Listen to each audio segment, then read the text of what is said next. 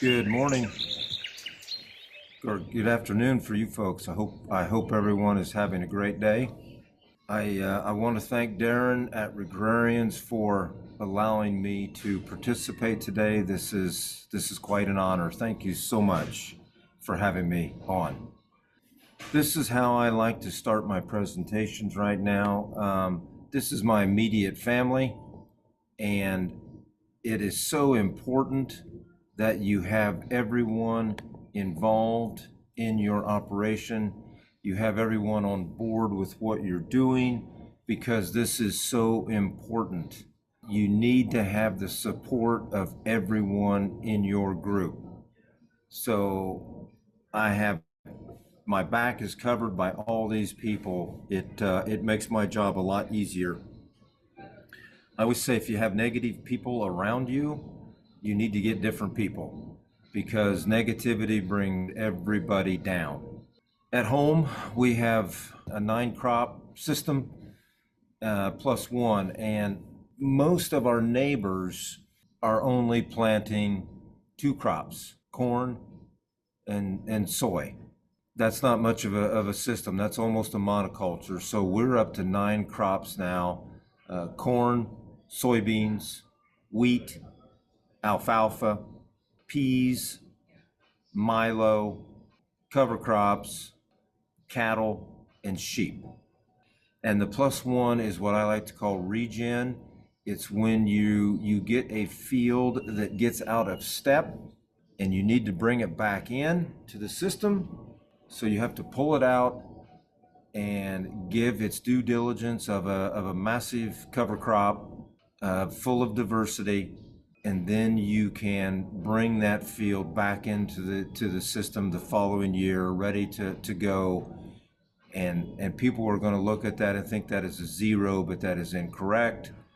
You are building soil health, you're building human health, you're building aggregate stability, you're building water infiltration rates, you're building water holding capacities. All of these things are the goals toward achieving your regenerative systematic approach. So it's another way to look at, taking care of your system and making it work. Now, I've given you 3 examples in this first line right here of how you can succeed with cover crops and no-till. The first one I said was we planted a cereal grain, wheat. We also plant some barley, some triticale, things like that. But once you raise your cereal grain and you then do not double crop another crop behind that, that gives you the opportunity to establish a cover crop and get ready for next year's cash crop. That's number 1. Number 2 was livestock. Now, livestock is not for everyone, but livestock is a very important component of the principles of soil health. And if you can get feet on the ground, you will see huge improvements in your soil structure, soil profile. And then the plus one, the regen year, is the third way you can get to establish these cover crops. 5,600 acres certified organic. The remainder of our farm is in transition. Sorry, I do not have all of these slides translated to the metric. I do apologize. I do have a friend that has translated some slides for me that you will see here in just a few minutes.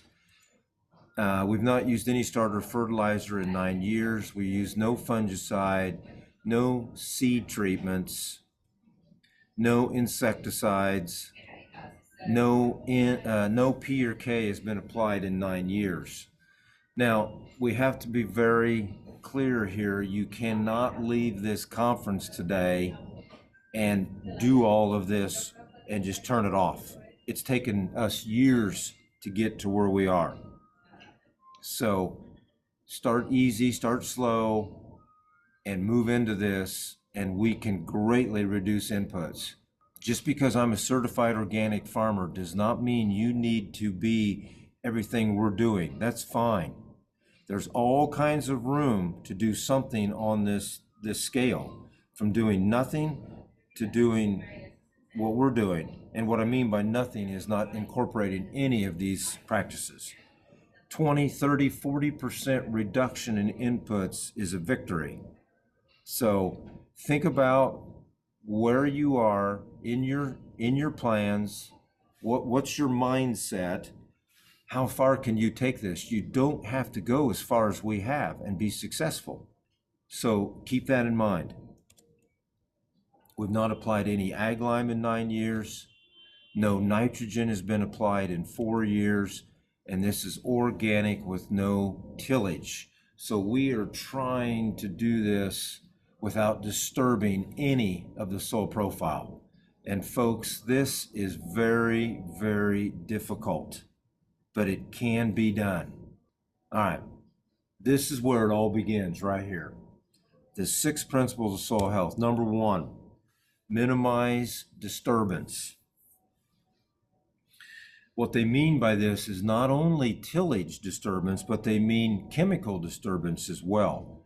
So we have to be thinking about how can we minimize, if not eliminate, tillage and chemistry. Number 2, maximize diversity. This is important. This is not only, this is diversity in many ways. This is diversity in looking at your cash crop rotations. This is diversity in looking at your cocktail mixes, the amount of species that you put in. So it's very, very important that we maximize this diversity, because this is what's going to get you to that greater chance of success. Living roots. We need living roots as many days out of the year as possible. Right now, we are somewhere between 270 and 300 days of living roots, and that's good. I realize that you're in a different part of the world than I'm in, and we have to understand that. Maybe your window of opportunity is more like 150 days. I'm not sure, but it doesn't matter. Whatever your window is, we have to work within that, and we can do this. So, armor the soil, number 4. You would see that we have an armor on the soil. We have a mat, a thatch, a mulch, whatever you want to call it, from all of the previous years of no tillage, no chemistry, raising cash crops, raising cover crops. All of this is like a skin on the soil. For example, one spring, and again, I apologize, I do not have the conversion here. It was a 91 degree Fahrenheit day. And I had my thermometer with me, and I stuck it in the ground 2 inches deep.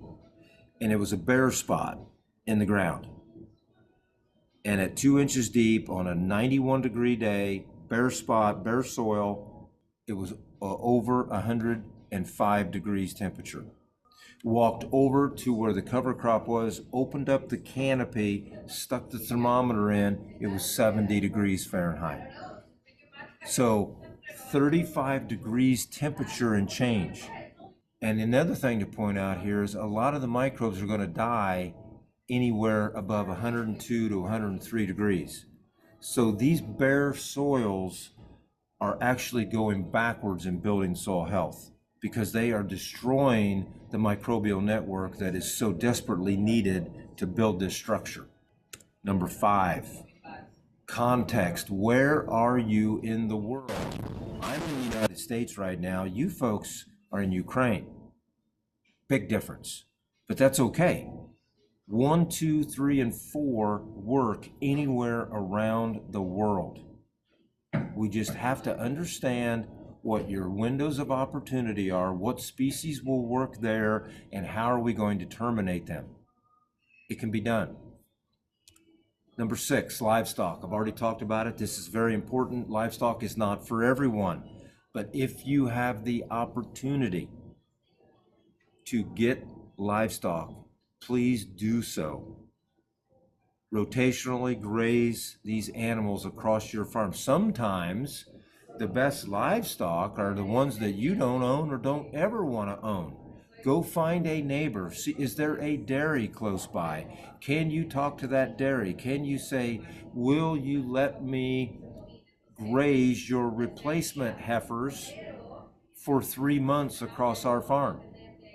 And then when we're done, you pay me a rate of gain, or you pay me a daily amount to have your animals, and then you send them back to him in the best shape they've ever been in their whole life.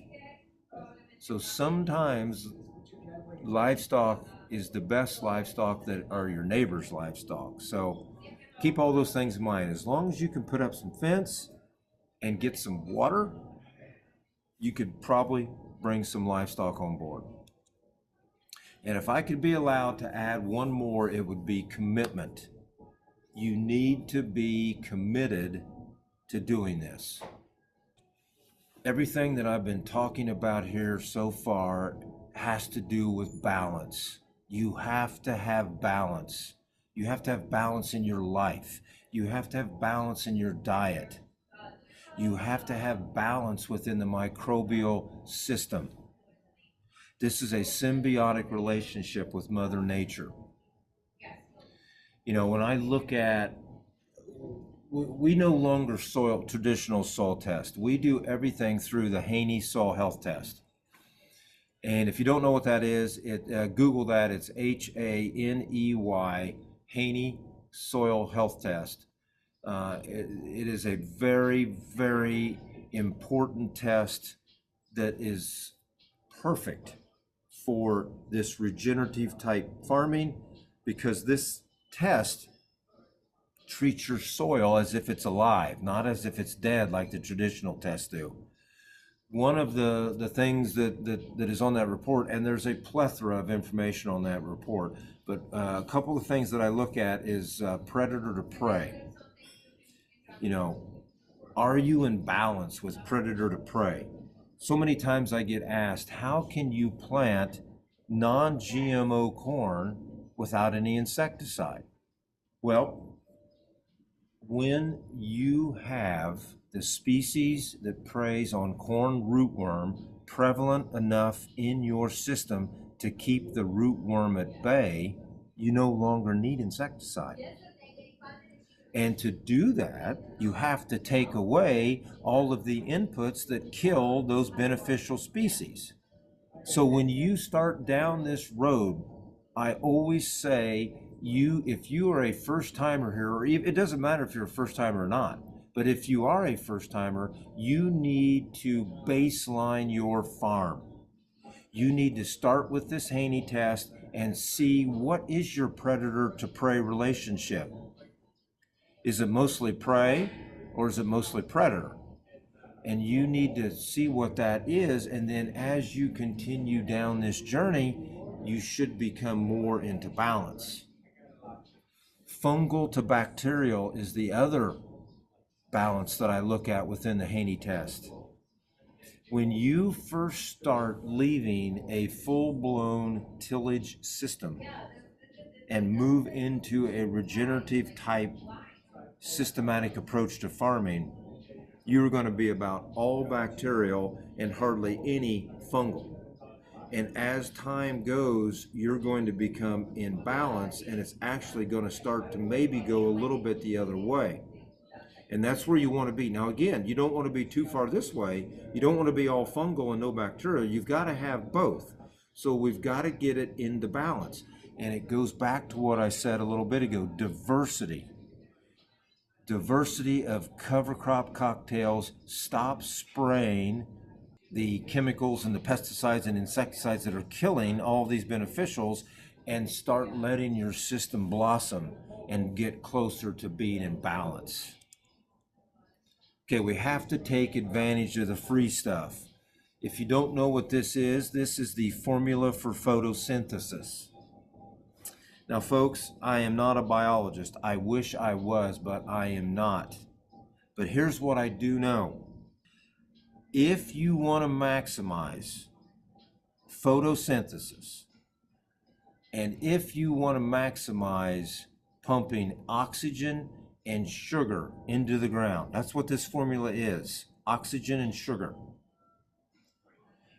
to feed the microbial biome. That's what this is all about.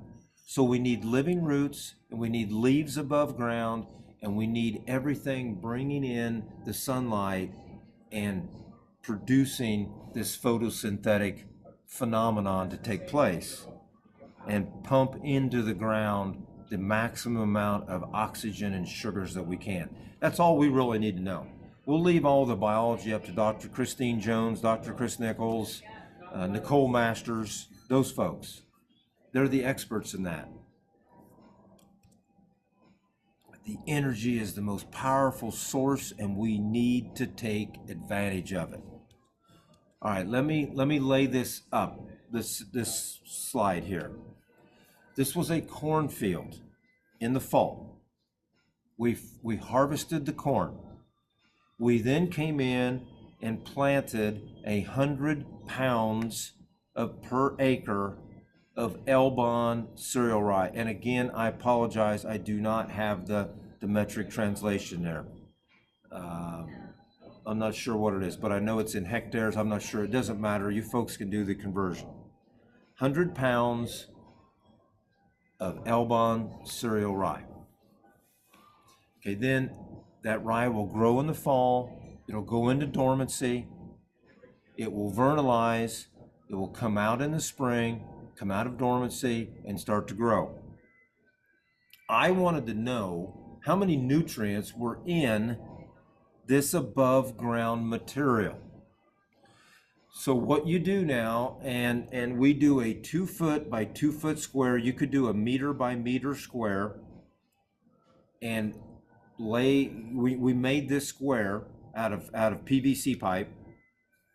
You go out in the field and you lay this down on the ground, and you clip everything off at the ground level inside of that 2 foot by 2 foot or meter by meter square. Send it to the lab and ask for a feed analysis. And this is the information you get back. Now, this is just a little snippet of what is on that report. There's several things on this report.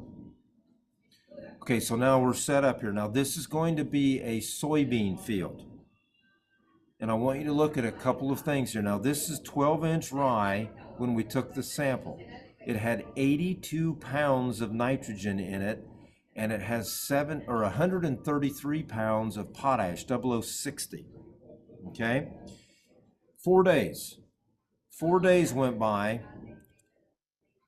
and it was 18 inches. It grew 6 inches in 4 days.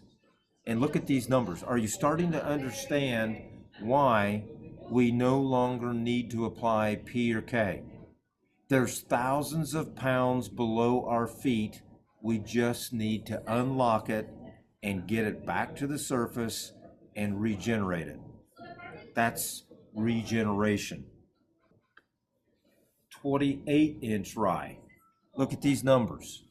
134 pounds of nitrogen, 281 pounds of potash.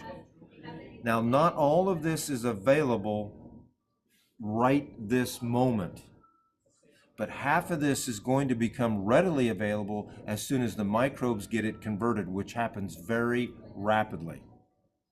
Now, the other thing I want you to pay attention to here is the nitrogen column. Cereal rye is a tremendous sequester of nitrogen. Okay? People often say you cannot plant corn into cereal rye. I do agree. I think there is some of an allelopathic effect, some, very small. But I think the bigger factor at play is the rye has sequestered the available nutrients that young corn plant needs after it's living off of the seed. And this type of data proves that. You have to collect data to be able to build charts like this. Now, luckily, I had my brain hooked on, and we came back 2 months after the termination. This cereal rye was terminated with a roller crimper.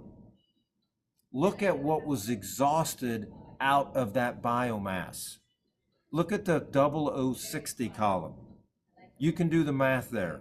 It's roughly, what, 220 pounds, roughly, was brought back into the profile. And I told you already we were planting soybeans, and guess what nutrient soybeans really like to have? Potash. So this is extremely important. We need to let the cover crops grow and do what they were intended to do. That means we have to let them go to maturity to get to these kind of numbers. Okay? Now, my next slide is a dollar amount on the three big ones, N, P, and K. Now, you ought to be able to read that slide. My friend Ludmila converted a few slides for me, and this is one of them. So this is the setup now. So on the 12-inch rye, we have brought in. I'm gonna say what it is on my side. It's $91 of American money. There is the Ukraine dollar amount. That's on the 12-inch rye. The 18-inch rye are these numbers. So again, folks, this is just the three biggies, the N, the P, and the K, the value of what was on that previous slide.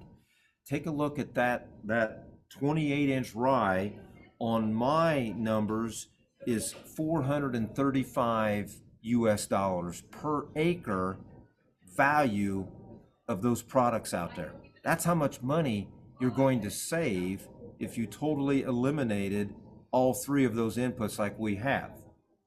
This is huge. This is huge. So it can be done. We can do this. This is the dead rye. And these are the numbers that we use to make these calculations. And this is based on August 1st of 2022 data. And there's my recognition of Ludmila. Thank you for doing this for me. So as you can see, we're using nitrogen. And again, I'm going to talk in my numbers. $1.11 per pound per acre. The P is at $1.14 and the K is at 76 cents. This is serious money that you can put into your pocket.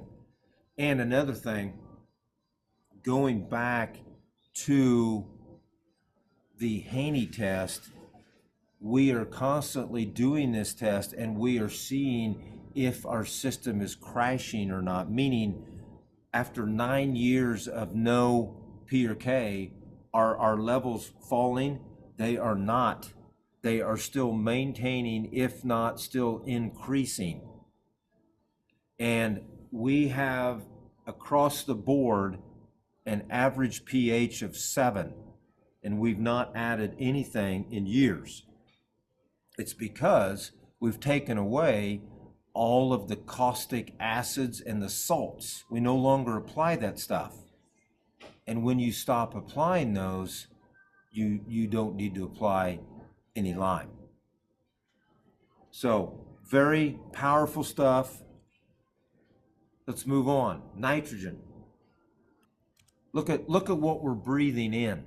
We are breathing in right now 78% nitrogen. Again, I apologize, I don't have the conversion, but right now, where you are at right now, there's 20,000 tons of nitrogen above every acre of ground. So what is that? For about 50,000 tons per hectare, I think, if my math is right. 50,000 tons of free nitrogen above every hectare that you are standing on right now. Let's take advantage of that and let's get that nitrogen. Okay, legumes. So, okay, same thing. Same thing as before. We got this 2 foot by 2 foot square. We have this cover crop that we planted last fall. It's Balanza fixation clover. It's a little bit of hairy vetch. There's a few Austrian winter peas in here. There's volunteer rye, there's volunteer barley, there's volunteer wheat, and this stuff grew, and this is what we get to. On May 20th, we have this, okay? Now, here's June 4th. Now, look at these numbers. Look at, we've got 114 pounds of in this above ground material. Now, look what happens, folks, after 4 days, okay? This is geometric. I mean, look at the nitrogen, look at the K2O, look at the calcium. This is what happens when you let these cover crops go to maturity and maximize what they were intended to do. And then the other striking thing here is the biomass column, 13,000 tons per acre. Now this is dry matter. I've made the conversions here. It's dry matter tons per acre. So again, my math, I think it's roughly 2.5 times for a hectare. So 26, almost 30,000 tons per hectare, and I'm sorry if I'm doing that wrong. I better stop doing it in case if I'm incorrect. But this is a lot of biomass. This is a lot of power. And take a look after, again, I had my brain hooked on 6 weeks after termination. Look at what has been exhausted and given back to the profile. We can do this. We can do this. 5,200 pounds per acre of organic carbon. That's outrageous. Carbon to nitrogen ratio of 20:1. Again, thank you, Ludmila, for converting this slide for us. This is the same scenario as what we just looked at with the rye. So on that date of May 20th, that's 70, again, it's the N, the P, and the K. We have that value, the 20,300 of your currency.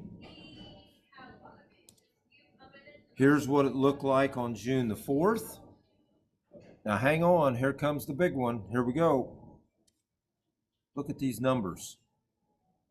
This is the value of those 3 big nutrients in that above ground material by just planting some legumes and taking advantage of the nitrogen that's all around us.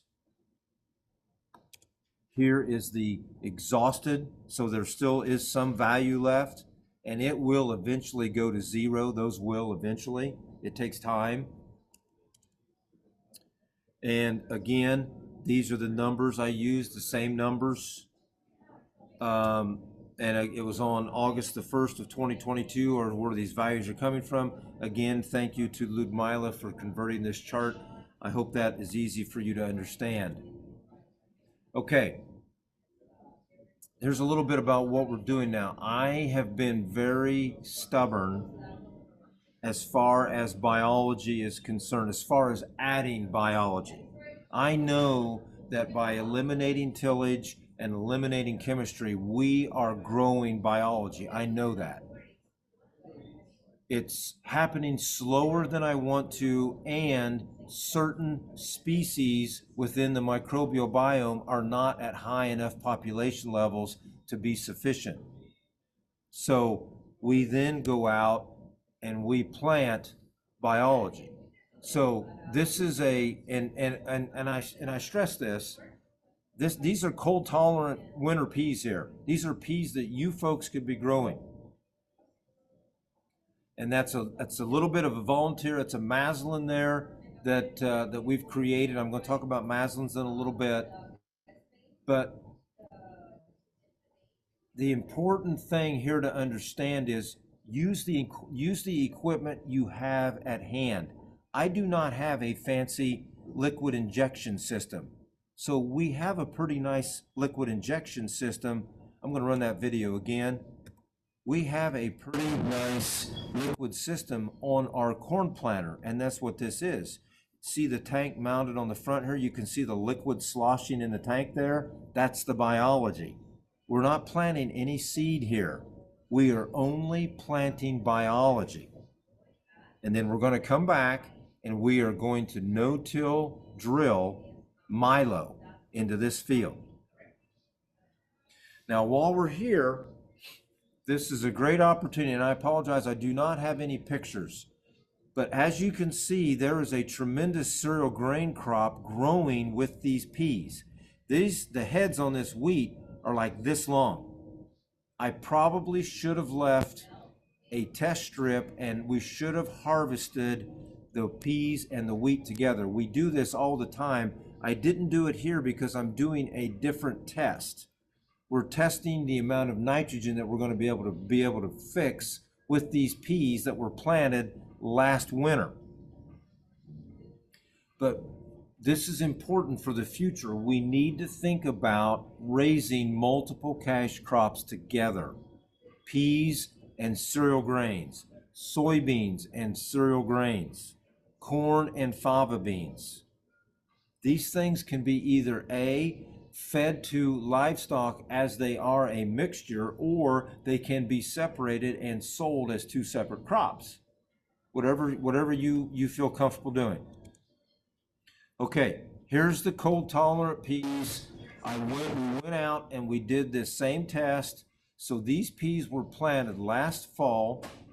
They were actually planted in December, which is getting cold for us. We plant them 2.5 to 3 inches deep, so pretty deep, 40 to 50 pounds per acre.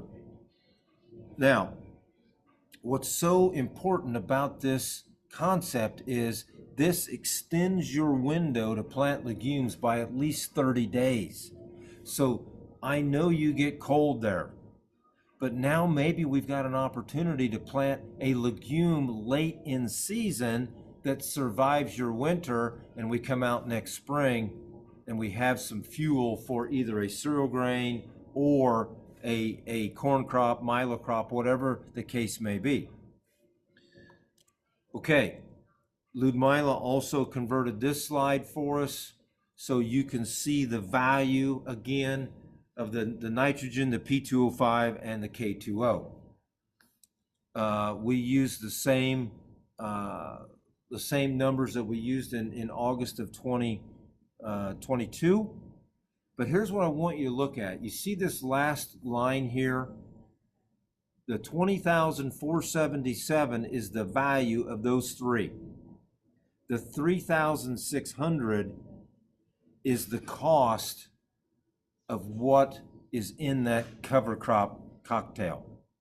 Because a lot of people say this is too expensive. We can't plant 50 pounds to the acre of peas. It's going to cost us $50 an acre to do this. Well, that's true. But look at what you're getting in return. You have a net of 15,533. And I apologize if I'm saying your currency incorrect. I apologize. But this is stuff that we need to stop looking at. We can't do that. It's too expensive. Why would I do that? Look at it all the way to the end. What is the net? What is being rewarded to you by implementing these practices? There's the numbers we use for the values. Again, thank you, Ludmila, for converting this slide. Input reductions. We have reduced diesel fuel by almost 50%. We have reduced horsepower by 64%. Now that's part of the diesel fuel reduction, is reducing that horsepower, but it's not only that, it's reducing the trips across the field. We no longer make all of those tillage passes. We no longer make all of those trips that we feel like might be unnecessary. So again, it's all about how comfortable are you and how far can you take this. You know, is 40% reduction of inputs good enough? Probably is. It might be, if that's your comfort zone. 50, 60, 70% reduction, definitely in the cards. I've never been to your beautiful country. I hope someday I can come because I would love to be there. I do know that you have the most fertile soils in the world. So of all places that this is going to work, it's right there where you are. Now, again, Ludmila has put this into language you can understand. I greatly appreciate this. Let's move down to the end here. When we start looking at saving money on these inputs, this is what we are saving per year on our farm, $2 million. So you start to understand where my brain is. This is not about yield. Unfortunately, a farmer's success is based on yield, and that is so wrong. What is your human health? What is your soil health? Are you socially accepted within your community? Do you have good family life? All of these things are metrics of success. So when you have not seen anything on this presentation about yield, and you won't. It's not about yield. It's about maximizing the return on investment, and it's about building soil health and building human health. Okay. Thank you again to Ludmila.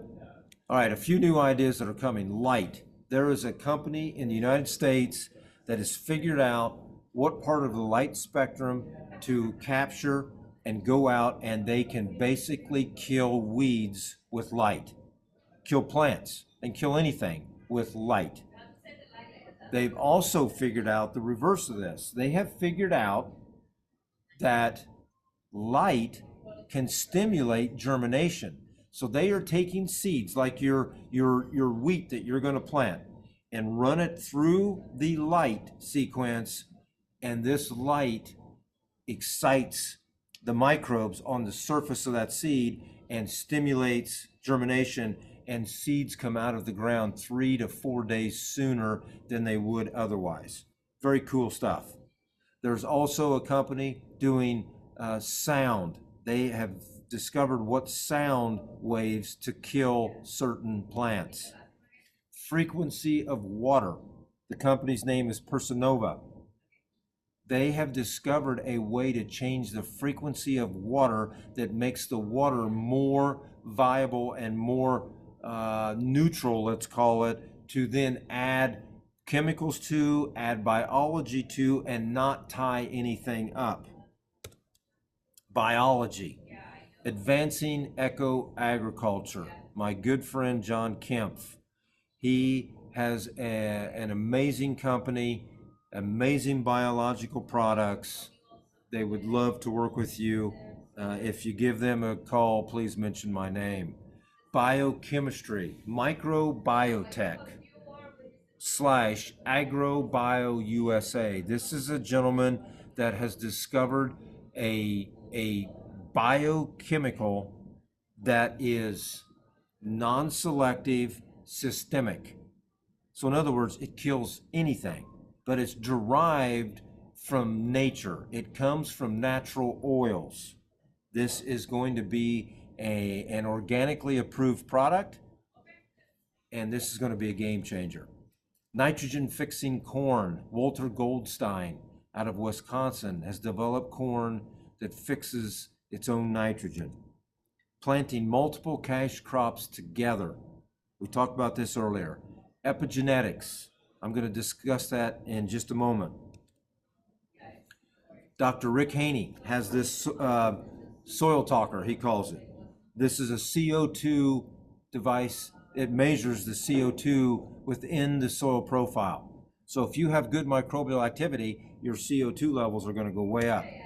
It's a direct relationship. As the CO2 parts per million increases, the water extractable organic N also increases.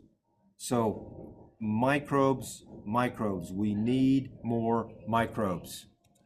Epigenetics.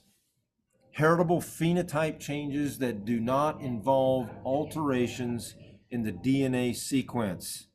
These phenotypic trait changes may result from external or environmental factors or be part of normal development. What is he talking about? We are talking about keeping your own seed legally and letting that seed adapt to your system. We have gone back 25 years and we have sourced soybean genetics that are off patent, and we legally, we own these soybeans and we have grown them out, and we can now use that same soybean seed that we harvest, we can plant the following spring because we legally own those soybeans. That soybean over time is going to adapt to our system and change and grow within our system. That's epigenetics. Livestock, we do the same thing. We do not introduce outside genetics to our current herds of cattle and sheep. We find our breeding stock from within the herd. Cereal grains, same thing. We are keeping our cereal grains back, and we are then building this phenotypic change that's taking place, and these cereals are adapting to our system. Epigenetics, Maslins. I talked about this briefly. This is a 3,000-year-old tradition. It's where you combine different species of grains together, like a barley, a wheat, a triticale, a cereal rye. And not only do you grow these together, but then you harvest the seeds together and you make a bread out of all of these seeds. These are maslins. We've been working on this now for about 3 years. We are running about 60% rye, 20% wheat, and 20% barley. That is our mixture. 3 minutes to go. Johnson Sioux, this is where 3 our minutes. biology started, right here. And every one of you can build one of these on your own farm. Okay, this is how we got started. It's a 12-month process, but it's very low maintenance.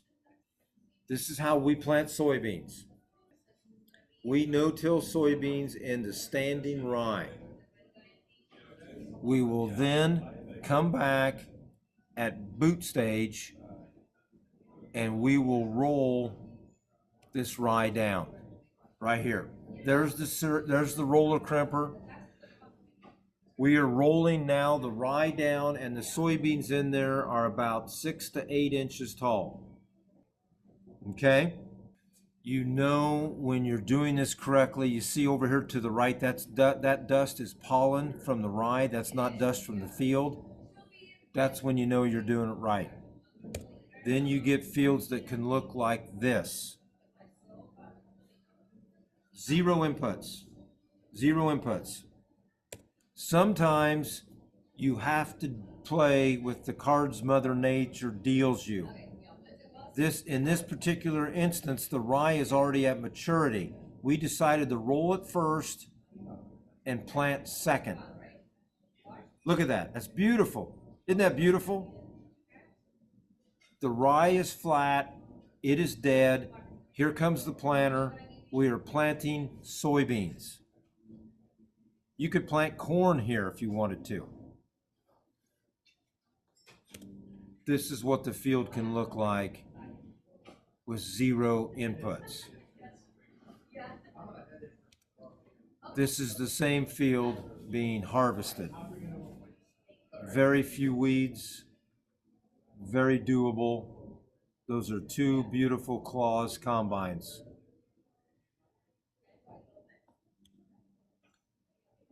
Corn into alfalfa. This is very dangerous, very risky. I'm about out of time. We're going to move through this quickly. Please only do this on small acres to try this out. Then we come back, we roll or crimp down, and if all goes well, you will have this. And this is corn that is grown into alfalfa with 0 inputs. Again, this is very risky, very dangerous. We need water, we need help from Mother Nature here. This can be done, okay? Real quick, we have to maintain soil health. We grow nitrogen with legumes, plant green into living cover crops, planting beans into 72-inch tall rye. It's okay to have a bunch of plans. We had 38 last year, it's okay. Totally eliminate inputs. We've taken no government subsidy payments now in 5 years. We've eliminated crop insurance. We don't have any of these things. We have no one to help us. We are on our own. This system works. We're no longer in any government programs. Regen acres, certified organic. To be truly regenerative, you have to take everything away. If you are not uncomfortable with what you are doing, then you are not trying hard enough to change. I challenge everyone here today to get a little uncomfortable. I think you'll like how it feels. Okay? We have a podcast every Thursday. We'd love to have you. I know we have a time change. You're 7 hours ahead of me. This would be like 2:30 in the morning for you, but we do record them. They are brought back. They are put on the podcast platforms. So go to your podcast app, Google or search for Farm Green, and you'll find us there. I'm proud to be a farmer, but I'm way more proud of the way I farm. I call it regenerative organic stewardship with no tillage. Thank you very much. It's been an honor and a pleasure to present to Ukraine today. Thank you so much. Питання наступне. Яка ваша особиста думка на рахунок біодинаміки і препаратів, виготовлених біодинамічними поняттями? I don't know. I don't have a lot of research on this. I'm being told by people that I trust in the business that these biodynamics will not affect the microbial life. I don't know. We're going to have to do some testing. We'll have to go out and pull soil samples, get a biology biome essay, and then spray these biodynamics, and then come back and do another test and see if any of the biology has been killed off.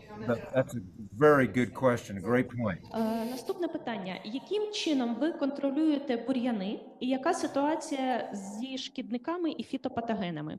Yes, great question. The weeds are being suppressed by the biomass from the cover crop species that we're planting. So that is why we need 10 to 12,000 pounds per acre of biomass to suppress the weeds. We also we have used an electronic device called a weed zapper. I'm not sure I like using that anymore.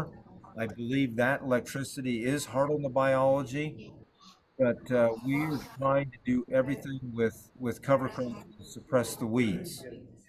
Now, let's talk about pests.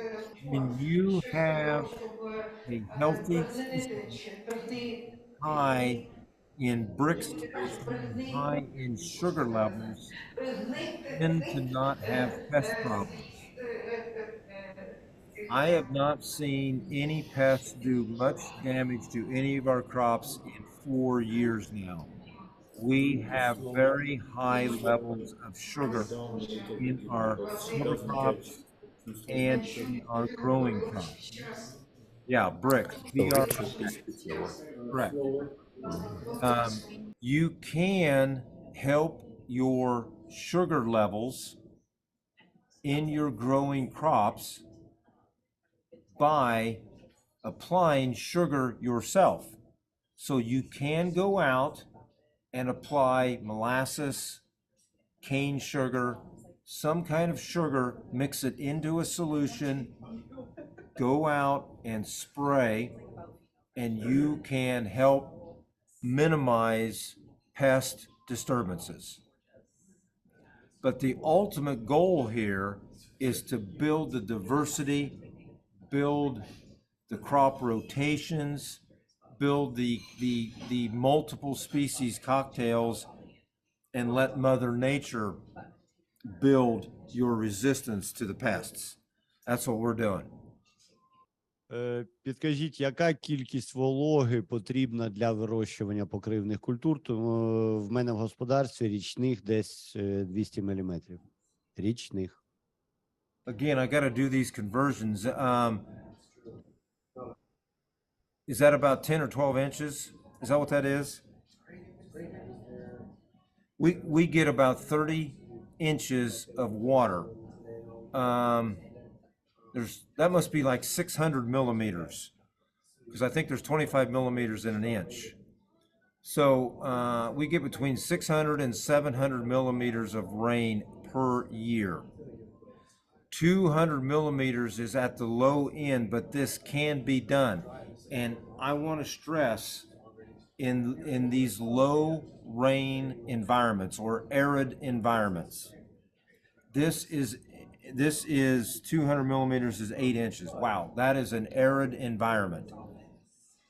I cannot stress enough here that you need to maximize your diversity of cover crops you plant. I know this seems backwards, but you need to be planting 15, 16, 17 different species. You don't know which ones are going to survive in this arid environment. So you want to plant multiple species, and you want to decrease the rates. You will not plant the same seeds per hectare that we would in our environment. You will be at a lesser amount. Probably a reduction by 30% reduction of what a normal amount would be. You need to have enough seed out there to accommodate the limited moisture you do receive, but you want to have multiple species. As Dr. Christine Jones talks about, you want to have the quorum take into effect here, and everything is working. So yes, it can be done. Someone posted in the chat, they do this in Australia, and I think maybe I said Morocco maybe. Those are very arid environments. This can be done. Yes. Наступне питання. Які суміші покривельних культур при no-till ви б рекомендували для зменшення норми внесення добрив, в першу чергу азотних, для вирощування кукурудзи та сої? Річна кількість опадів 400 мм. So what I would recommend, and again, I have to understand your context. This is very hard for me to answer this question without knowing more information. But if you have the time in the growing season to plant 5 pounds of Balanza fixation clover, and again, I'm going to talk in U.S. numbers here. I apologize. You'll have to make the conversions to hectares. 5 pounds per acre of Balanza fixation clover, 5 pounds per acre of hairy vetch, 10 to 15 pounds per acre of a cold tolerant pea. So Austrian winter pea, survivor pea from Grassland, Oregon, something like this. Again, if you have the time in the growing season, I would also add 30 pounds of oats. I would add 2 pounds of tillage radish and 5 pounds of sorghum Sudan.